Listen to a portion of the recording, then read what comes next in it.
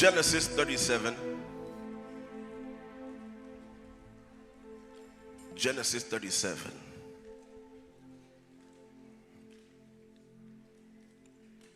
I sense him here. He's here already. He's here already.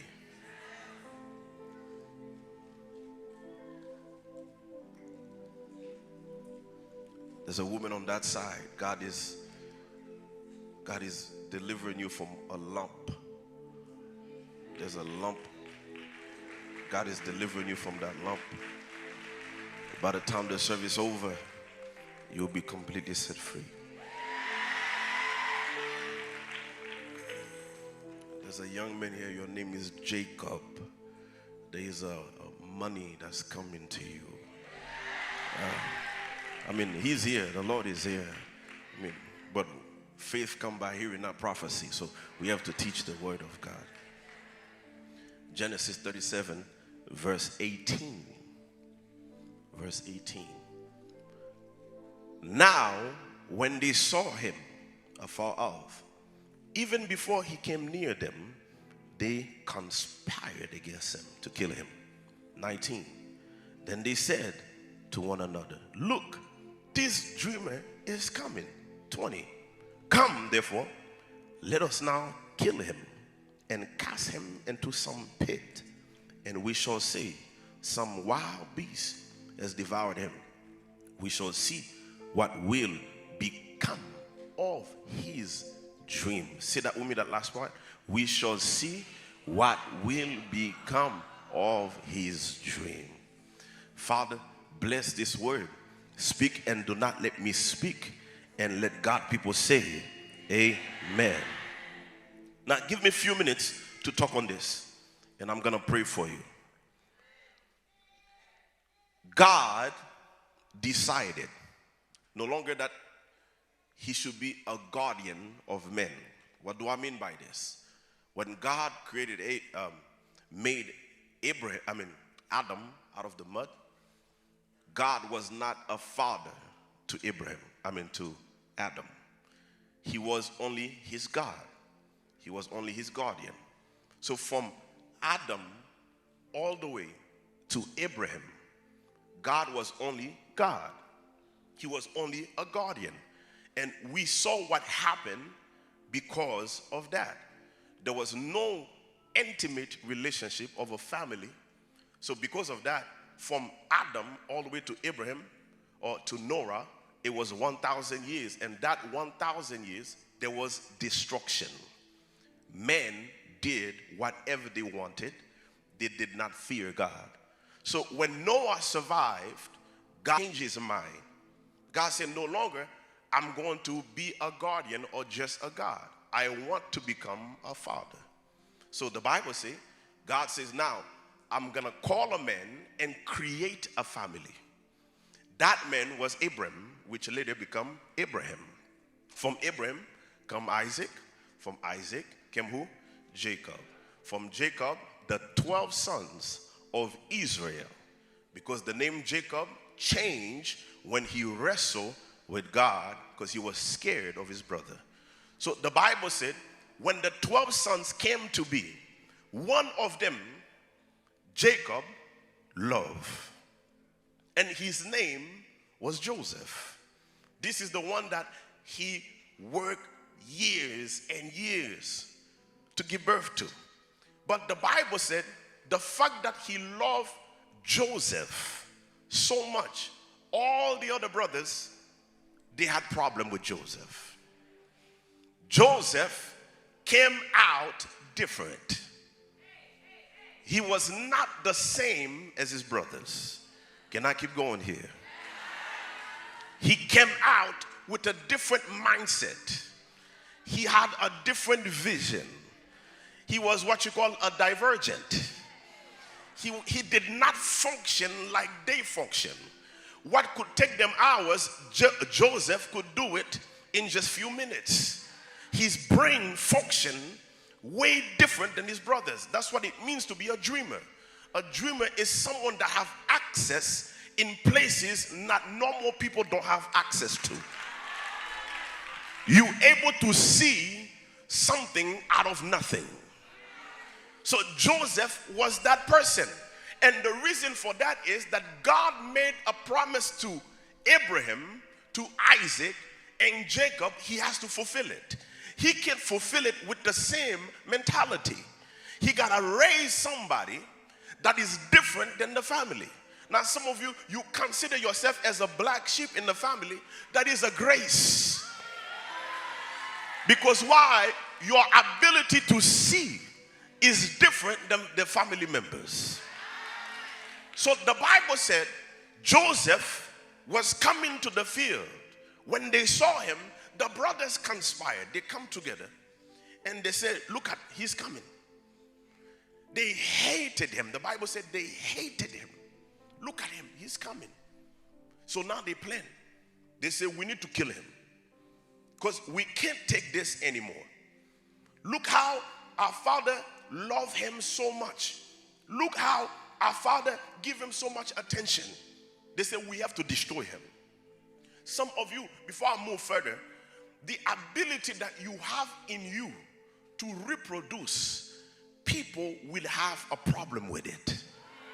It's not because you did anything to anyone, but it's because God put something on the inside to birth something that's never seen before.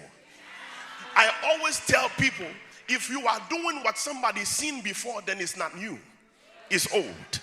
But if you are doing something they never seen, it's not easily accepted because they never seen it before. It doesn't mean you are doing wrong. Come on, somebody. It's just that they have never seen this movement before. So Joseph, they took him. The brothers took him and threw him in the pit. They prepared for him. Got me to the title of the message, The Pit of Dreamers.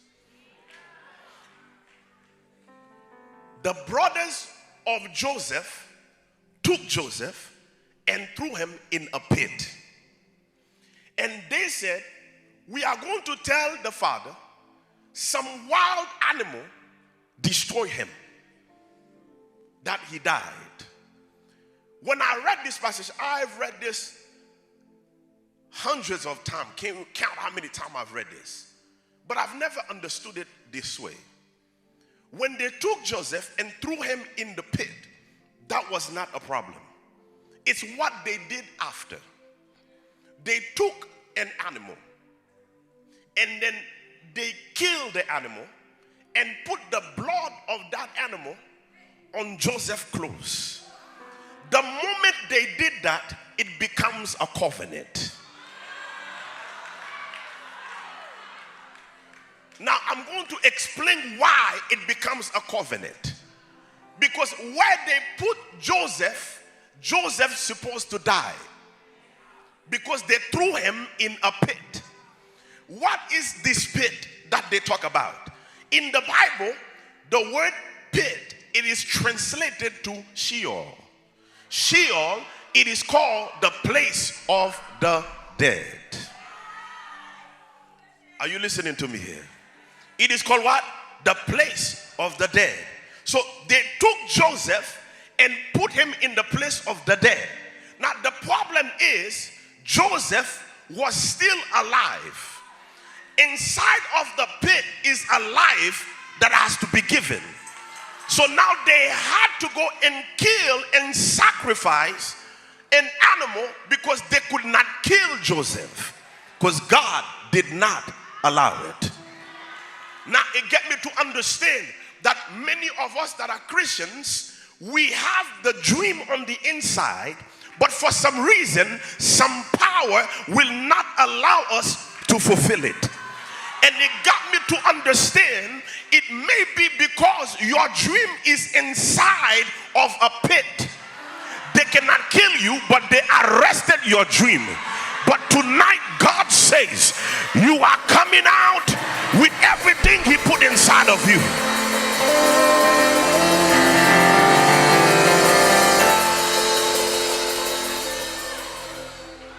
Now, sit down. Let me finish quickly. I went and did deeper study. I feel something is about to happen in this house. Oh, I feel it. I feel it.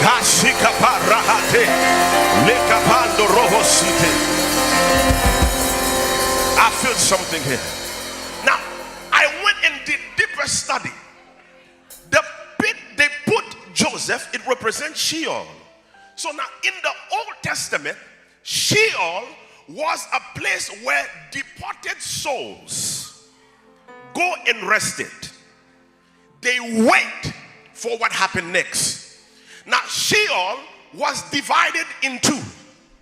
There was paradise and there was place of torture or punishment. We learned that when Jesus gave the parables of Lazarus and the rich man. The Bible said that Lazarus and the rich man, both of them died. And when they died, the rich man saw Lazarus on Abraham's bosom. And he says, put some water in my tongue. So Abraham said, we cannot cross this barrier. So he says, go and tell my brothers, don't come to this place. So now Sheol was divided. We learned that when Jesus was on the cross, he told the thief, he said, tomorrow you will be in paradise with me. So Sheol was a two-section place. There was torture and there was waiting that was going on. Because when Jesus died, the Bible said he descended to the lower region and he went to preach Abraham, Isaac, Jacob, all the ancient ones, that he is the Christ. We learned that in the book of Luke, that all the dead rise, and they was walking the street of Jerusalem. They left Sheol. Now when they left Sheol, something began to happen. This is the problem here. Jesus broke the door of Sheol open. In Psalm 24, the Bible said Jesus came and faced the gates of hell. The Bible said he knocked at the gates, and the demon said, who is this? He said, the King of glory. They asked again, who is this? He said, the Lord of hosts. You got to understand the reason the demon asked, who is this? Because there's no one that ever dares to knock at the door of Sheol or hell. And Jesus went and knocked at it. A third time they said, who is this? He said, the Lord of hosts. By then the angel of the Lord broke the door and he enters. Now watch this. When that door opened up, the pit of hell was open. Someone can be alive and you are in hell. Are you listening to me? Can I continue with this message?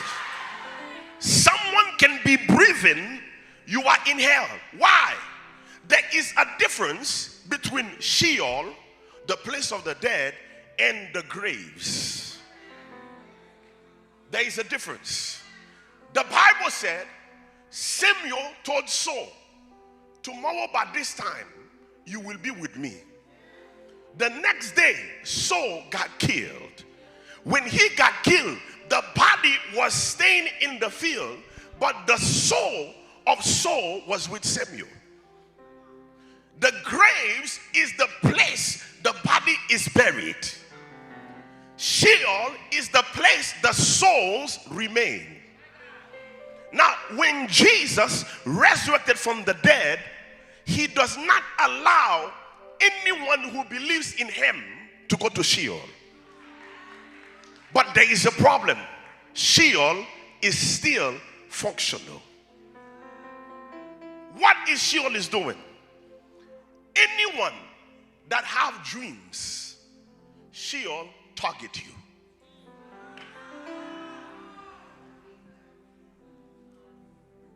Joseph was a dreamer. They took him and threw him in the pit. Watch this. After they did the sacrifice, Joseph was sold into slavery. Am I telling the truth? But watch this. Since after the sacrifice, the dream he had, the plan of God in his life could not fulfill. No matter how hard Joseph tried, He ended up at Potiphar's house. Potiphar started getting blessed because of Joseph. But the Bible said an accusation came out of nowhere. Potiphar's wife loved Joseph and accused the man. When she accused him, he ended up in prison. Instead of going higher, he's going down. No matter what he tried, he was still in the pit. And the Lord began to minister to me that some of you that even in prison you're still working, but for some reason you've been limited. Your function is limited. You're supposed to have the business already, but for some reason you are working for someone else. You're supposed to have the house already, but for some reason you are living with somebody else. It's not that you are not capable of doing it, but as long as you remain in the pit, there's going to be problem. I teach this message before. Hell exists in the realm of Sheol. Sheol has hell and the graves. It exists in that realm. In the Old Testament, it was a big thing called Sheol because no one has ever entered heaven. The fact that there was no sacrifice in heaven, so when somebody departed, they have to go wait in Sheol. When Jesus rose from the dead, the Bible said they tried to touch him. He said, don't touch me because I have to present the blood. Now, with blood sacrifice, which is Christ, after he presented to the Father, now anyone who died, who has Jesus Christ, you don't go to Sheol anymore. You have access into heaven. Now, watch this here. Many of us, the fact that we still alive, we have Christ, Sheol still want to torment our lives. There are some dreams you have. You find yourself running. You are in the realm of the dead. There are some dreams you have. You find that there are certain things that is fighting you. You are in the realm of the dead. You are in the pit. You are in the midst of the darkness. In that pit, what they do is they steal your dreams and they hold you in captivity. The only way to get out of the pit is through the blood of the Lamb. If you do not accept the blood of Christ, they will keep your dreams in the pit. Many of you that you give up, not because you want to, because you tried, nothing ever works. You try and try, but you got to a place you say, I can't do this no more. I'm here to tell you tonight, you are coming out of this pit.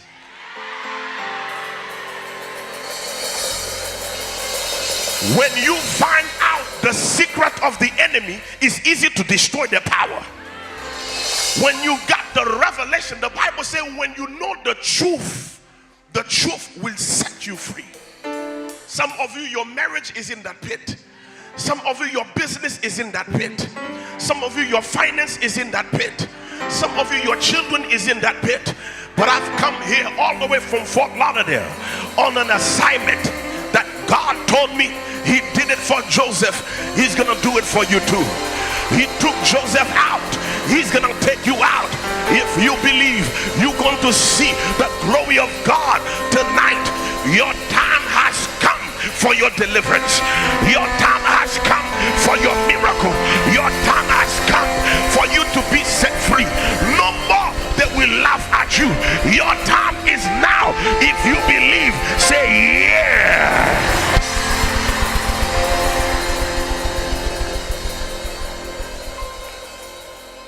It's your time. I said it's your time.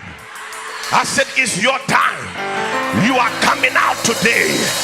I said I feel prayer. You are coming out today. I said you are coming out today. There's a glory that's about to enter here. I said you are coming out. Your dream shall not die. Your dream shall not die. The Bible said, for I know the plans that I have for you. A plan for you to prosper and to have success. This is your life today. This is your life today. This is your life today. This is your life today. In the mighty